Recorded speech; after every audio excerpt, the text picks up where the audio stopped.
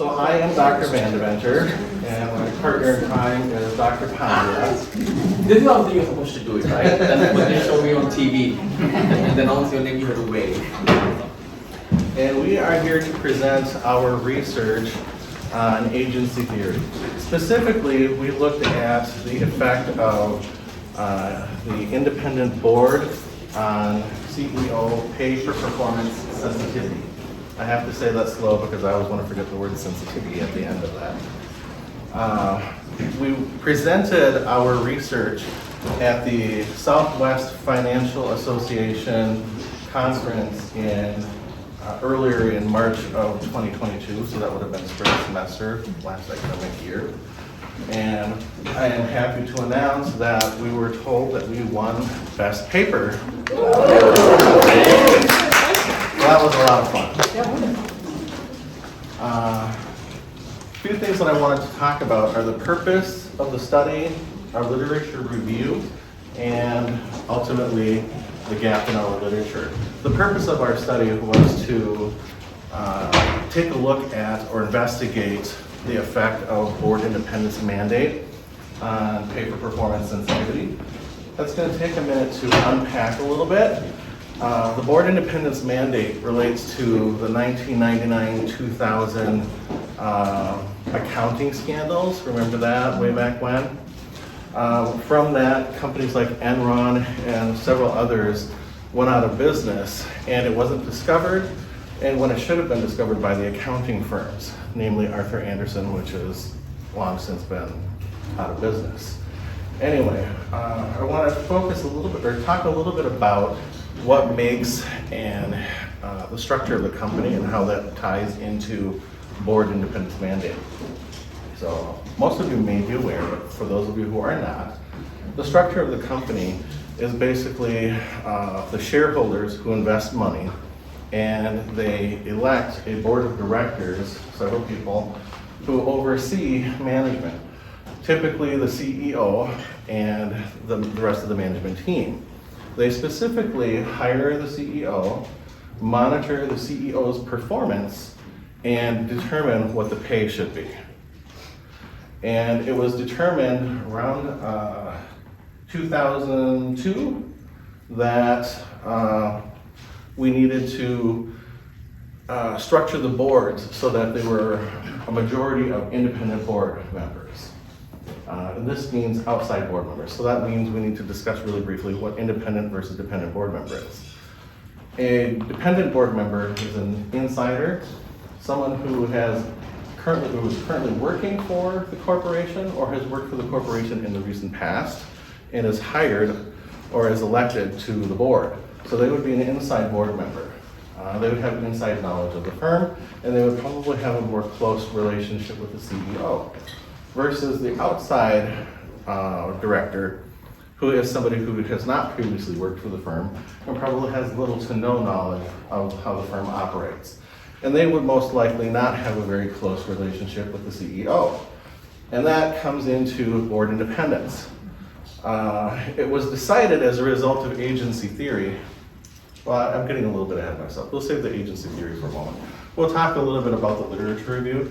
So the purpose was to identify or research the effect of that board mandate on CEO pay for performance sensitivity. What is pay for performance sensitivity? It's the portion of the CEO's pay that is subject to how well they perform. Usually we call this equity that we're talking about. So we're usually talking about those, what are they called, the golden parachutes, right, that the public is so irate about, right? So that's something that we might be discussing or talking about when we're referring to pay for performance sensitivity. This is not new, of course. We discovered a gap in the literature, but after reviewing other studies such as Guthrie, who were the other two people on that? Kokolowski. The names, Guthrie, etc. Yeah. Guthrie and his other two partners did a study that repeated the study done by Ciorciario and Grinstein in 2009. This is significant because Ciorciario and Grinstein had some errors in their study. So Guthrie and his partners redid the study. The data was from 2000 to 2005, a relatively short amount of data, short period of time, 2000 to 2005. And they looked at equity amounts. they found no effect of the board of directors on CEO pay for performance, so no correlation whatsoever. Chung and John conducted a study in 2017, studying similar data from 2000 to 2005, looking at equity percentages rather than just straight equity amounts, and they found a decrease in CEO pay for performance sensitivity. So a decrease meaning that the percentage of CEO pay as a percentage of equity went down instead of going up. So our gap in the literature is we performed a study spanning 1997 to 2012. Part of the reason for our justification for doing a larger scope study is that most CEO contracts are only 3 to 5 years. So a clever CEO can say, oops, I see that the legislation is changing and they're going to bring in directors who are not going to be comfortable or maybe viewing things in my favor, so I'm going to renegotiate my contract early and extend my great salary package by 3 to 5 years. So the full effect of the independent board mandate may not have been experienced until, like, say, 8 to 10 years later. So that's why we broadened our scope, to see if we would see something else. So that brings us to agency theory. What does that have to do with agency theory? So the CEO is essentially the agent that works on behalf of the investors. The CEO's responsibility is to grow shareholder wealth, grow the investment in the firm. The problem with that is we have some conflicts that arise as a result of that relationship. CEOs tend to be self-serving, looking for opportunities to grow their personal wealth rather than growing the wealth of the firm, hence the investors. You can see ways that they do that by structuring the golden parachutes, right? Increasing a larger cash salary as opposed to a percentage of equity, right? Getting your equity performance based on how well the company performs instead of being guaranteed a certain multi-million-dollar salary. So that ties into the compensation packages. A lot of compensation packages also include fringe benefits that most employees aren't entitled to. It also includes other things that a CEO might do that nobody's going to object to because he's the CEO, such as buying a private plane on the company's dollar. How many of you have a private plane? Some of these CEOs have more benefits than celebrities do, right? They have their own planes. Not only are they not flying first class, they're flying their own company plane. So the purpose of agency theory, or what agency theory means, is we need to reduce those costs to the firm. And one way that we can do that is by increasing the number of independent directors. These people on the outside who act as police officers and monitor the performance of the CEO more closely. Because they don't have a buddy-buddy relationship with the CEO, they're less likely to possibly have a quid pro quo relationship where you're a friend of mine, I'm going to nominate you to the board. When you get elected, I will guarantee you get a good salary as the as a member of the board, as long as you guarantee I get a favorable parachute package or something like that. So that is the agency conflict in a nutshell. And from that, we derived our thesis, or our hypothesis, which is if you increase the number of independent directors on the board, you increase monitoring of the CEO, which should increase CEO pay for performance sensitivity. So again, what I mean by that is you increase the portion of the pay that is based on their performance. And I'll let Dishant take over from there. As Dr. Manuel was saying, agency theory is not new, it's old, and we have seen many papers, many people winning Nobel Prize for this thing. In fact, the people who founded it got the Nobel Prize in what 4 years ago in agency theory for economics. So the idea behind this is that if board of directors are responsible for determining CEO pay, and if you control those people, if you make them that they are outsiders, they don't have any relationship with the company or relationship with the CEO, you are more likely to impact CEO pay as well. And as we have seen over the last 20 years, CEO pay has gone up all the time. In fact, the common statistics now is that an average employee versus the CEO pay, the difference is 600 times. So if an average employee makes, anywhere around $20, $30 an hour, the CEO makes, you can get the number. In fact, there's one common saying in economics is that if Jeff Bezos is walking down the street and he sees a $100 bill on the ground, it would cost him more to bend it and pick it up and put it in his pocket. Right? That's what the CEO salaries are.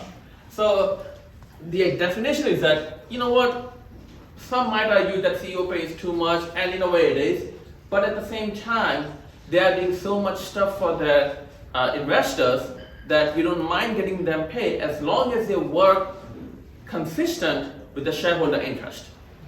So that's where pay for performance sensitivity comes from, is how much of the pay that the CEO makes is tied to company performance. We don't mind if they get more money, as long as it's tied to something tangible, something quantitative, something that the shareholder and everybody else can see, we are okay with that. So that's the idea. So this mandate was passed in 2002 by Congress because of the crisis in Enron and other failures. Investors lost anywhere around $10 to $15 billion. And so the Congress came up with this idea right after election, the dot-com crisis, everything came together. So bipartisan, the word for today, right? Election is going on. So they came together bipartisan. It was called the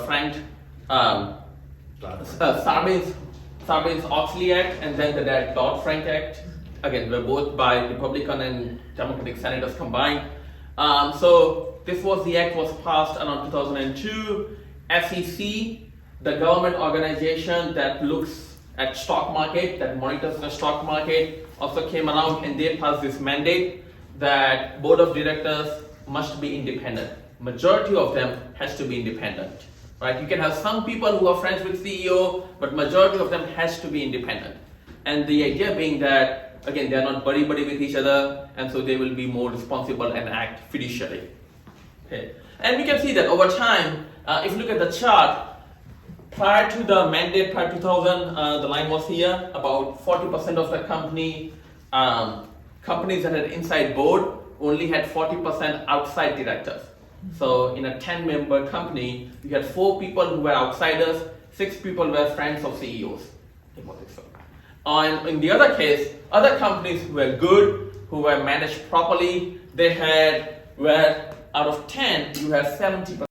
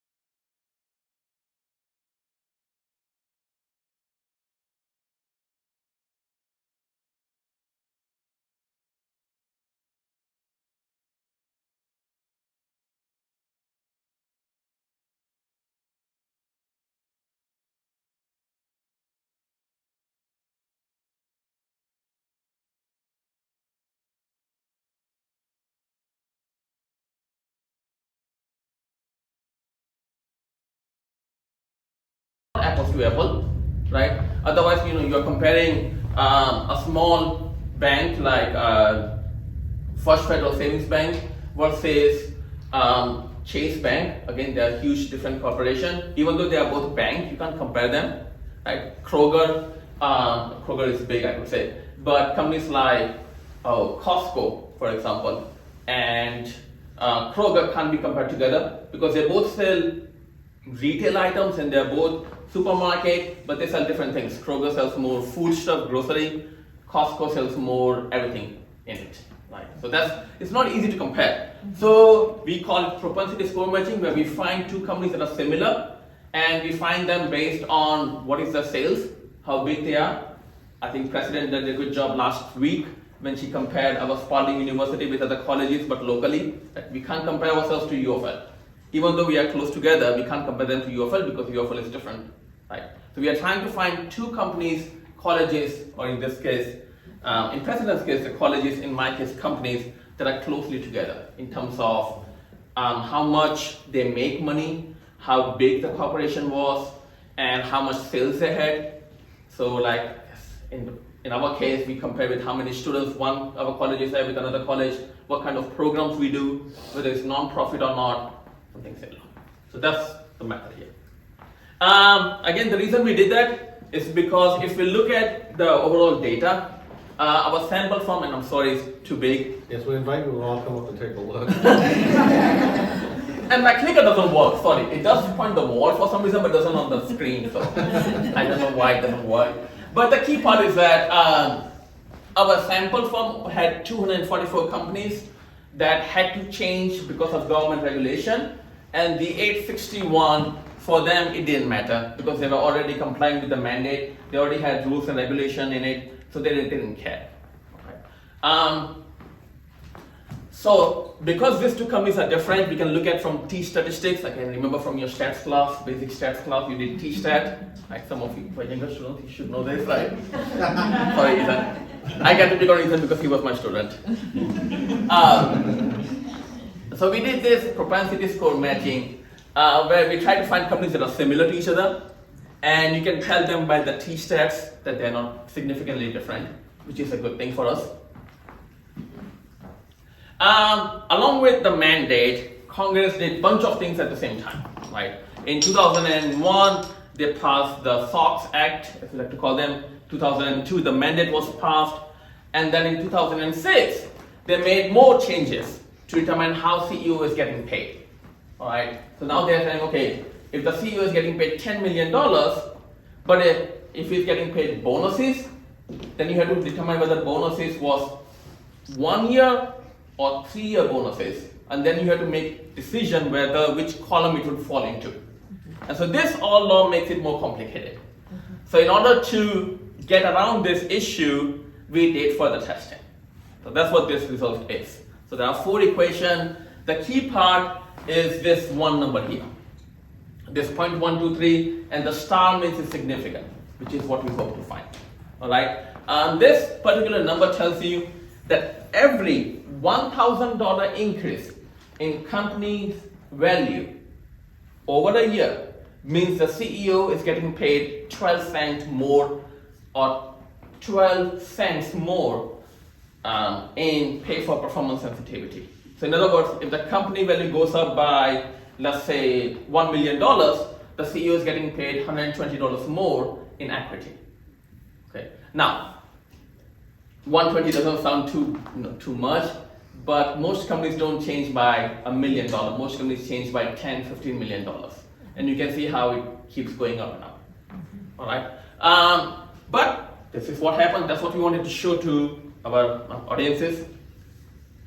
Conclusion: the idea is that independent boards do a good job. They come in, and this is a good news for us, that this mandate, usually we don't like when government butts into company decision.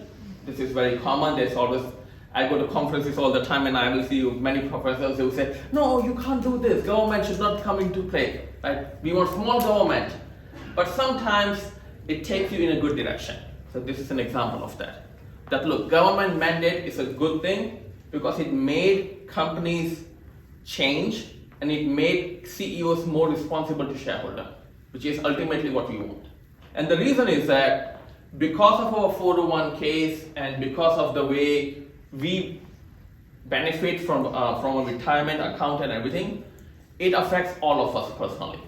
All right, you don't get to see the picture. Even if you don't open Wall Street Journal every day, even if you don't watch the CNBC at 5 o'clock or 6 o'clock, which is what I do all the time, you guys are affected. Our retirement package is affected. Our money that we have in retirement is affected.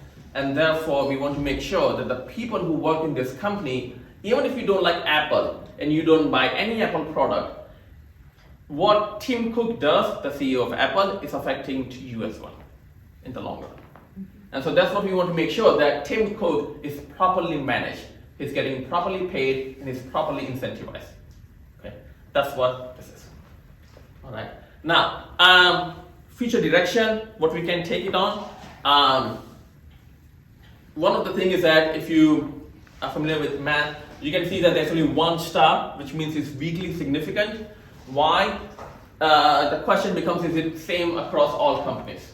Do some companies, like tech companies, more impacted by banks or by healthcare companies compared to companies in grocery food business?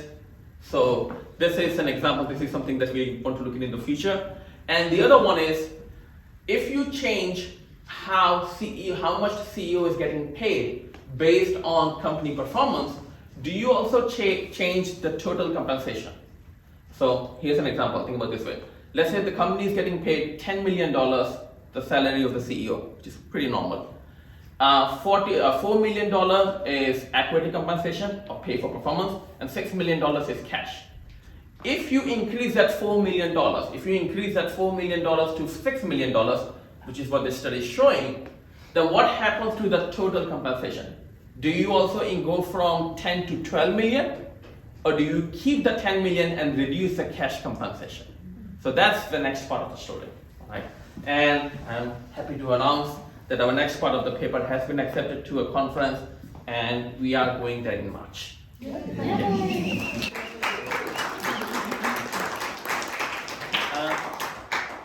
Part of the data came from my professor, who was my dissertation chair. He gave me access to some of the data. I'm sorry to say that we don't have it at our university. I don't think we could afford it, to be honest. I think it's $80,000 per year, so we can't afford those kind of data.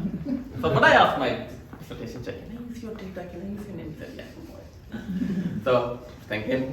Any questions, please? Well, I mean, it shows that actually the government did something that actually worked. Yes. Government is, and when election day coming up, so election day is here right now, so I can say it safely. But when two parties work together, you always come to a compromise. That's more optimistic. I say a broken clock is right at least twice. Yeah, I'm the optimistic one. I want to say that. Look, if two parties can work together. Since this is something that was a legislative thing, is it able to be changed? Is this something that changes over time? If a new group wants to relook at it, like how does that work out, and what does that look like if a group comes in and changes this kind of way that boards are created? It does, and the problem is that America has always been a leader when it comes to monitoring corporations. Right? Corporations started, actually, if you are familiar with history, publicly traded corporation usually started in Europe. The East India Trading Company was one of the first one. Actually, the first one was Dutch India Trading Company, but then the East India Company from Britain became the second one. But Europe has never taken the lead in monitoring them.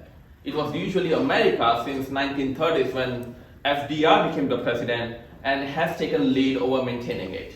And it has not just Democratic government, the Republican as well. This mandate was passed during George W. Bush's administration. Right? This was after 9/11, and George W. Bush was the president. It was passed during that time. But America has taken the lead, and what happens is that other countries are following it. So this law is pretty similar in Australia, it's pretty similar in Europe, EU, Great Britain, and Canada. I think they're also planning to do a similar one in Mexico as well and Brazil. And so what happens is that even if you change it here in America, because these corporations are so big, so multinational, that they would have to change it everywhere else. Yeah.